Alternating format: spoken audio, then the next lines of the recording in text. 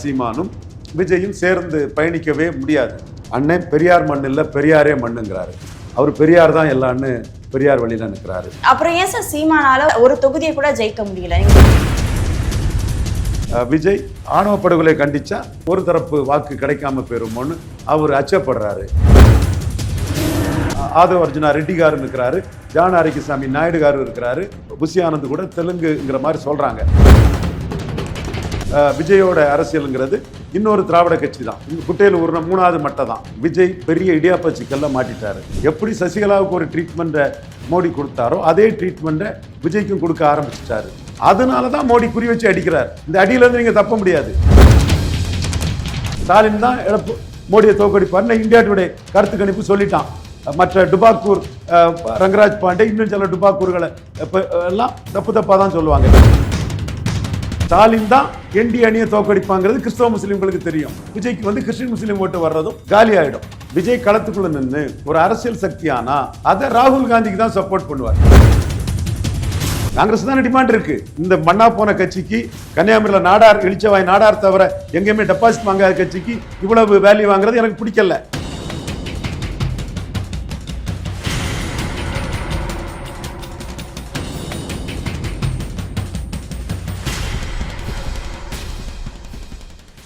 Cloud7 voice நேயர்களுக்கு வணக்கம். இன்றைய நேர்காணலில் நம்மோடு இணைந்திருக்கிறார் ரவீந்திரன் துரைசாமி அவர்கள்.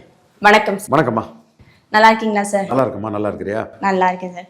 இப்ப அரசியல்ல இது அண்ணன் கட்சி, அது தம்பி கட்சி அப்படின்னு சீமான் அவர்கள் தாவேகாவுக்கு ரொம்ப பாசிட்டிவா பேசியிருக்காரு. கூட்டணிக்கான வாய்ப்பு இருக்கா? There is no place for sentiments in politics. வாய்ப்பு இல்லைன்னு நான் அவுட்ரைட்டா சொல்லிடுறேன். ஏன்னா அண்ணன் ஒரு சைடு போயிட்டாரு, தம்பி இன்னொரு சைடு போயிட்டாரு. அண்ணன் பெரியார் மண் இல்லை, பெரியாரே மண்ணுங்கிறாரு. அவர் பெரியார் தான் எல்லான்னு பெரியார் வழியில நிற்கிறாரு. அண்ணன் பறையர் தேவேந்திர குல வேளாளருக்கு 5 விழுக்காடு இடஒதுக்கீட்டை உயர்த்தி கொடுக்கணும், தமிழர்களுக்கு கலைஞர் அநீதி இழைச்சிட்டாருன்னு அண்ணன் சொல்கிறாரு. தம்பி அதை பற்றி கருத்தே சொல்லலை. ஏன்னா தம்பிக்கு அதில் சினிமா சம்பந்தமான சில சிக்கல்கள் இருக்குது. அண்ணன் நாயுடு பாலம் தப்புங்கிறாரு, தம்பி அதில் கருத்தே சொல்ல மாட்டார். அண்ணன் நாயுடு பாலம் தப்புன்னு சொன்னதும் சுப்பிரமணியம் பேரில் ஸ்டாலின் பாலம் வைக்கிறாரு. அப்போ அந்த அரசியல் சீமான் வர்சஸ் ஸ்டாலின், தமிழர் அல்லாதாருங்கிற ஒரு அரசியலை சீமான் முன்னெடுக்கிறாரு. ஸ்டாலின் அதை திராவிட பொங்கல் எண்ணி முன்னெடுக்கிறாரு. நாயுடு பாலம் வைக்கிறாரு.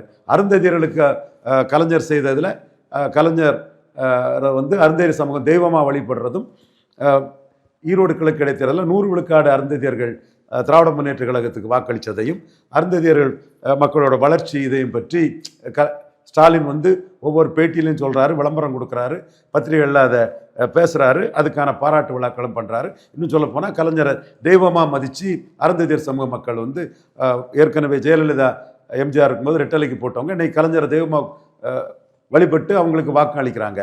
சீமான் அதற்கு எதிராக பறையர் தேவேந்திர குல வேளாளருக்கு பாதிப்புன்னு சீமான் இருக்கிறாரு. பட்டியல் வெளியேற்றம் தேவேந்திர குல வேளாளருக்கு தேவைன்னு சொல்கிறாரு. அந்த ஆணவ படுகொலை தேவேந்திர குல வேளாளர் சமூக இளைஞர் கொலை செய்யப்பட்டதை சீமான் வாக்கு வங்கியை பற்றி கவலைப்படாமல் கடுமையாக கண்டிக்கிறாரு. பட்டியல் வெளியேற்றத்தை தேவேந்திர குல வேளாளருக்காக நிற்கிறாரு. விஜய் ஆணவ படுகொலை கண்டிச்சா ஒரு தரப்பு வாக்கு கிடைக்காம போயிருமோன்னு அவர் அச்சப்படுறாரு. இப்படி ஒவ்வொரு இஷ்யூலையும் அண்ணனும் தம்பியும் இருவேறு துருவமாட்டாயிட்டாங்க. இவர் இலவசங்கள் நாட்டுக்கு கேடுங்கிறாரு. அவர் 1000, 2000, 3000 கொடுக்கலான்னு அவர் கணக்கு போடுறாரு. இவர் டாஸ்மார்க் கூடாது, பனம்பால் தென்னம்பால்னு சீமான் சொல்றாரு. அவர் மதுப்பிரியர்கள் ஓட்டை இழந்துடக்கூடாது, நம்மகிட்ட இருக்கவனே மதுப்பிரியர் இருப்பான்னு எடப்பாடி ஸ்டாலின் முடிவுக்குள்ளே அவர் அதில் நிற்கிறாரு. இப்படி ஒவ்வொரு இஷ்யூலையும் திராவிடம் பெருசுன்னு அவர் நிற்கிறாரு. காரணம் அவர்கிட்ட ஆதவ அர்ஜுனா ரெட்டி காரு நிற்கிறாரு, ஜான் ஆரிக்கசாமி நாயுடு காரு இருக்கிறாரு, இவர் புஷி ஆனந்த் கூட தெலுங்குங்கிற மாதிரி சொல்றாங்க. ஸோ அப்போ அவர் திராவிடத்தை விட்டுக்கிட்டு அவர் அரசியல் பண்ண முடியாது. இவர் திராவிடமும் தமிழ் தேசியம்ங்கிறது கருவாட்டு சாம்பாருங்கிறாரு. நீ வலம்போ அல்லது இடம்போ ரெண்டுக்கும் இடையில போய் அடிபடாதங்கிறாரு. அப்போ இவ்வளவு சொல்லக்கூடிய சீமானும் விஜயும் சேர்ந்து பயணிக்கவே முடியாது. 100க்கு 100 விஜயோட அரசியலுங்கிறது இன்னொரு திராவிட கட்சி தான்.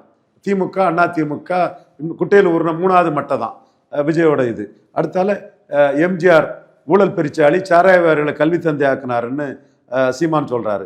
எம்ஜிஆர் மலையாளி மேனை, அவர் ஜாதி எண்ணிக்கை என்னன்னு தெரிஞ்சிருங்கிறதுக்காக தமிழ் சமூகங்கள் வண்ணார், நாவிதர், குயவர், முத்தரையர், யாதவர், செங்குந்தர், உடையார் போன்ற சமூகங்கள் பரவலாக தமிழ்நாடு முழுவதும் வாழக்கூடிய சமூகங்களுக்கெல்லாம் அநீதி இழைச்சிட்டார் எம்ஜிஆர். ஜாதிவாரி கணக்கெடுப்பு நடத்தினா மேனன் எவ்வளவுன்னு தெரிஞ்சிடும். ஸோ மேனன் தஞ்சாதி தெரிஞ்சிருங்கிறதுக்காக மேனன் ஜாதிவாரி கணக்கெடுப்பு நடத்தலைன்னு எடப்பாடி அடிக்கிறதுக்கு, தமிழர் எடப்பாடி அவரை அடிக்க வேண்டாம், வெள்ளாளுக்கு ஒன்றை இளைஞர்கள் நமக்கு ஓட்டு போடுவாங்கன்னு எம்ஜிஆர் மலையாளி அடிக்கிறாரு. எம்ஜிஆர் மலையாளின்னு அடித்து தமிழர்கள் ஓட்டுக்காக சீமான் இருக்கிறாரு. விஜய் வந்து எடப்பாடி அடிக்கிறதுக்கு எம்ஜிஆருக்கு சாட்டே எடுக்கிறாரு. அடுத்தால வீரப்பன் கொள்ளக்காரம்னா கருணாநிதிக்கும் ஜெயலலிதாவுக்கும் என்ன பேருன்னு சீமான் கேட்குறாரு.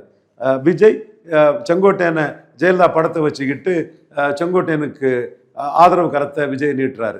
இப்படி ஒவ்வொரு இஷ்யூலையும் சீமான் ஒரு திசை, விஜய் ஒரு திசை. தமிழ்லேருந்து வந்தால் தான் தெலுங்கு, மலையாளம், கன்னடம்னு சீமான் சொல்கிறாரு.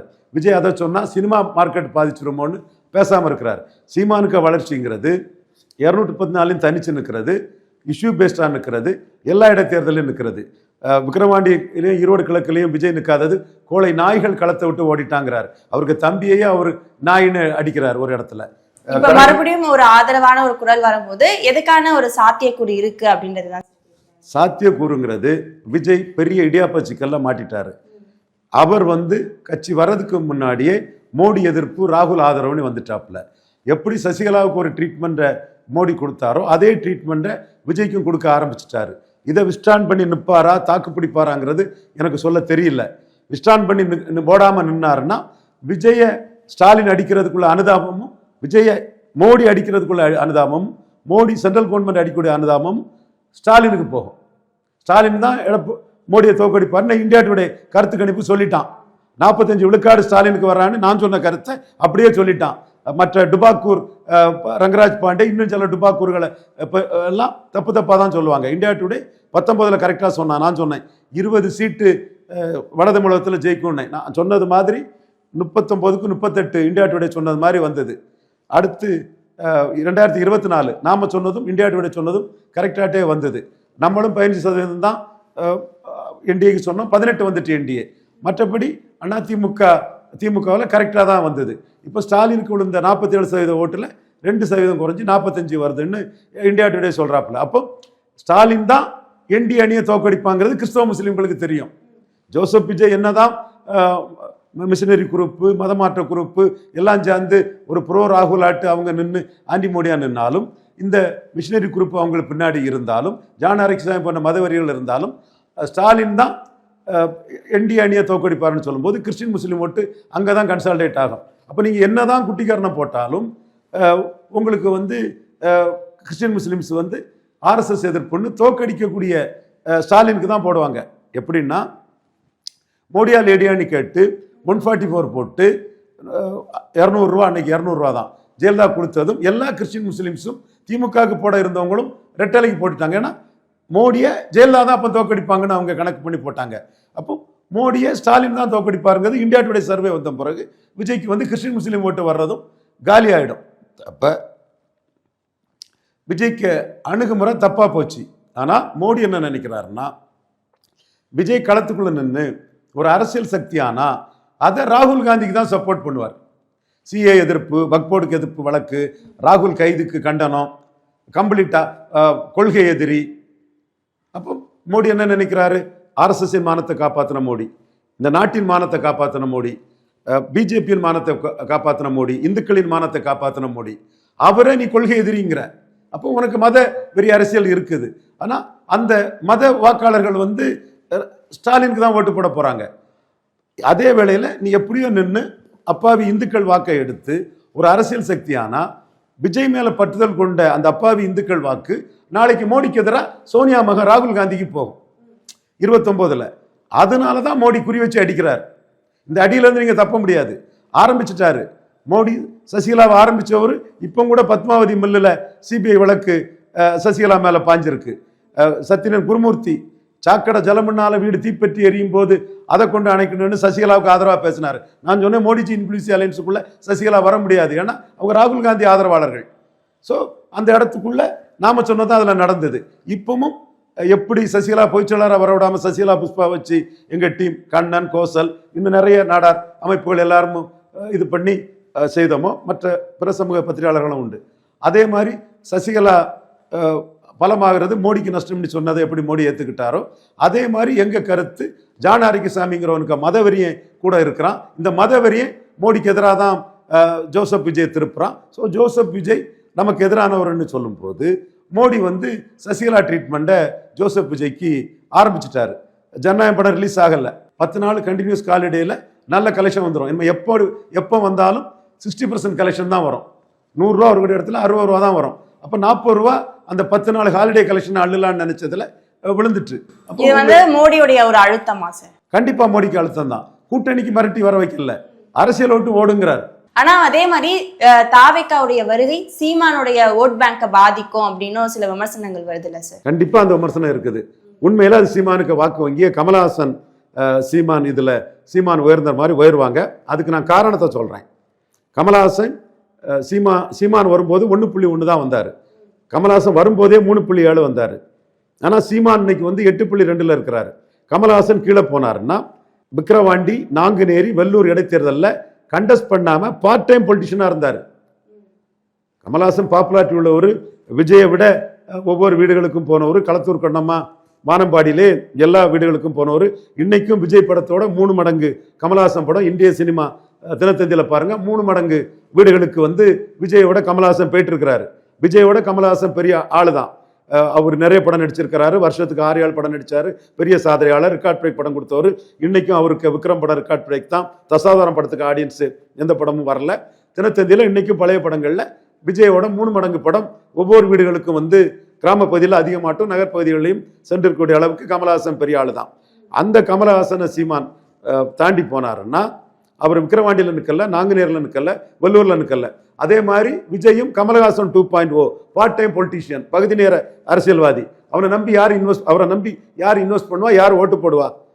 அந்த அடிப்படையில் அவரும் கமலஹாசன் 2.0 ஆட்டு பகுதி நேர அரசியல்வாதி ஆட்டு விக்கிரவாண்டி நாங்குநேரில், விக்கிரவாண்டி ஈரோடு கிழக்கில் நிற்கல. சீமான் அதை கோளை நாய்கள் களத்தை விட்டு ஓடிட்டாங்கன்னு அடிக்கிறாரு.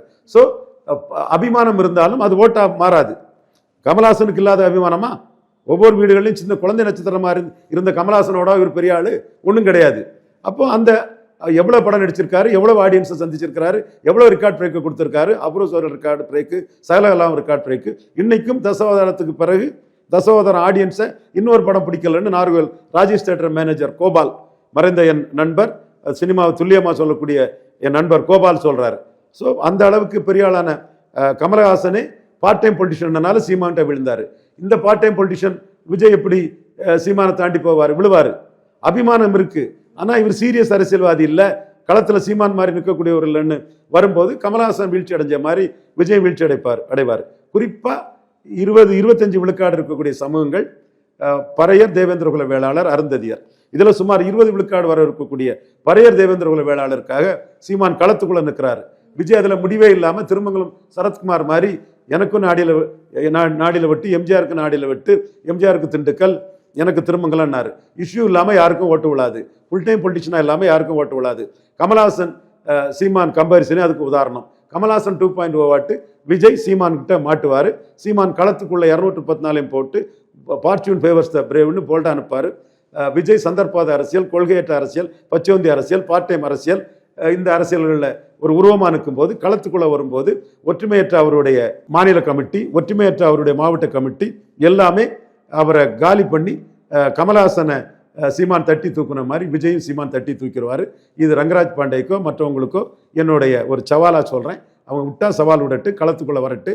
நான் விஜய்க்குள்ள அபிமானத்தை நான் குறைக்கல. சீமான் முன்னாடி களத்துக்குள்ள விஜய் நிற்க முடியாது. இன்னும் விஜய்க்கு பெரிய டேஞ்சர். நின்று ஓட்டு எடுத்தா அது ராகுலுக்கு போகும்போது மோடி அதுக்குள்ள நெருக்கடிகள் இன்னும் பலமா இருக்கும். சேப்பியார் குடும்பத்துக்கு கூட அடுத்தால நெருக்கடிகள் வரதுக்கு வாய்ப்பு இருக்கும். பொறுத்திருந்து பாருங்க. அப்புறம் ஏன் சார் சீமானால ஒரு இடத்த கூட, ஒரு தொகுதியை கூட ஜெயிக்க முடியல? நீங்க தொடர்ந்து பல்வேறு அவருக்கு ரொம்பவே சப்போர்ட் பண்ணி பேசிட்டு இருக்கீங்க, அவருக்கான ஒரு ஆதரவு இருக்கு அப்படின்னு இருந்தும் ஏன் ஒரு தொகுதியை ஜெயிக்கிறதுக்கான எந்த இடத்துல அவர் தவறு செய்யறாரு? தனியரசு தொகுதியில ஜெயித்தாரு. தனியரசு என்ன ஆனாரு? கிருஷ்ணசாமி தொகுதியில ஜெயித்தாரு, என்ன ஆனாரு? சரத்குமார் தொகுதியில ஜெயித்தாரு, என்ன ஆனாரு? சீமான் நாட்டை பிடிக்க நிற்கிறாரு. தனிச்சு திராவிடத்தை ஒழிச்சு தமிழ் தேசிய அரசியல் நிற்கிறாரு. வேலுப்பிள்ளை பிரபாகரன் தமிழின தலைவர்னு நிற்கிறாரு. அவர் சரத்குமார் மாதிரி 2 சீட்டுக்கு, கிருஷ்ணசாமி மாதிரி 2 சீட்டுக்கு,